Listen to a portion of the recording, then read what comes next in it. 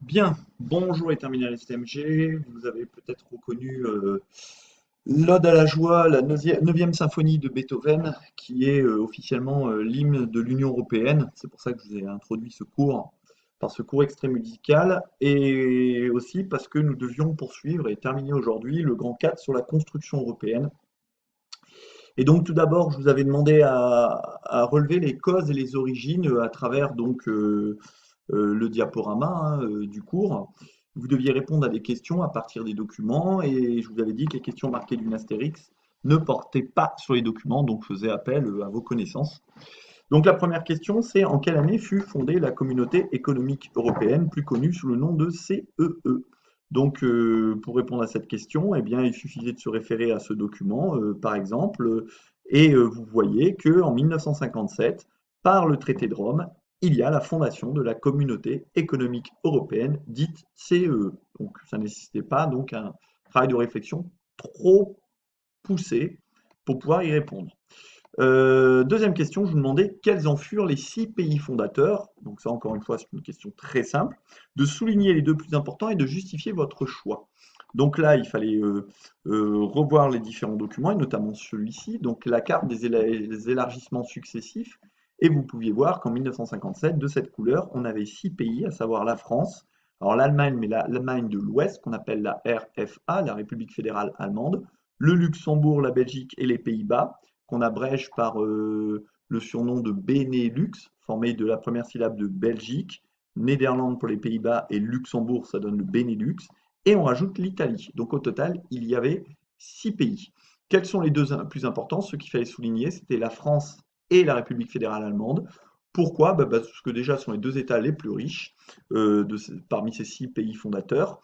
Et aussi parce que ce sont des États qui ont été pendant très longtemps en conflit régulièrement, hein, 3 guerres depuis 1870, hein, la guerre de 1870 entre la Prusse et le Second Empire de Napoléon III, qui a vu la défaite de la France, la Première Guerre mondiale 1914-1918 entre la France et l'Allemagne, et la Seconde Guerre mondiale, où vous vous rappelez que la France s'est fait attaquer par l'Allemagne en 1940 et occupée pendant 4 ans. Alors pourquoi il était important que ces deux pays fassent partie dès l'origine de la communauté économique européenne?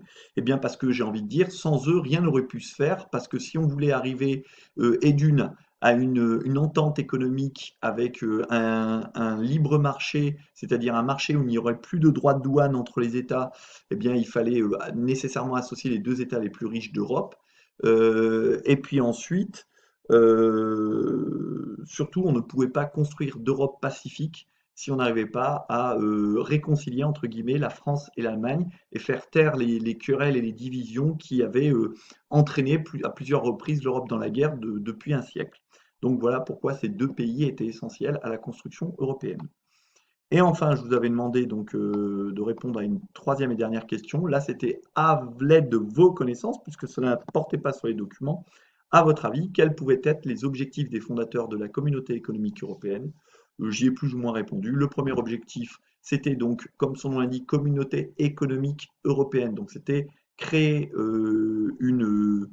un ensemble économique dans lequel il n'y aurait plus de droits de douane et une libre circulation des marchandises. Donc, c'est-à-dire créer ce qu'on appelle un marché commun, donc la communauté économique. Et le deuxième objectif, c'était aussi eh bien, d'essayer de résoudre les problèmes de tension politique entre les États européens et donc essayer de construire une Europe pacifique, une Europe politique et une Europe qui était d'abord surtout une Europe économique, mais surtout une Europe pacifique qui s'appuie donc sur les deux piliers franco-allemands. Euh, pour le prochain cours, c'est très simple. Eh bien, je vais vous demander donc le cours d'aujourd'hui. C'est ce que je vous aurais fait si vous étiez en classe. Donc, d'écrire un grand B, hein, donc dans votre cahier, un long processus d'élargissement et d'intégration, et de répondre ensuite, toujours à l'aide des documents, donc les documents que vous retrouvez sur le diaporama suivant, hein, eh bien, vous devez répondre à un certain nombre de questions pour compléter ce cours. Donc, question 4, de quelle partie de l'Europe venaient les pays qui ont rejoint la CE en 1973? Donc, vous essayez de me la situer à l'aide de points cardinaux, hein, nord, sud, est, ouest. De quelle partie de l'Europe venaient les pays qui ont rejoint la CE dans les années 80? En quelle année la CE est-elle devenue l'Union européenne? C'est important, hein, puisque aujourd'hui, vous savez, on parle de l'UE, l'Union européenne. On ne dit plus la communauté économique européenne. Petit 7, de quelle partie de l'Europe venaient les pays qui ont rejoint l'Union européenne au début des années 2000 et pourquoi seulement à ce moment-là, à votre avis? Encore une fois, je vous demande votre avis et là, ça fera appel à vos connaissances du cours d'histoire. Vous essayerez de les mettre en parallèle de choses qu'on a vues précédemment dans le cours et qui nous permettent de comprendre pourquoi ces pays n'ont rejoint l'Union européenne qu'à ce moment-là. Vous devrez pouvoir y arriver.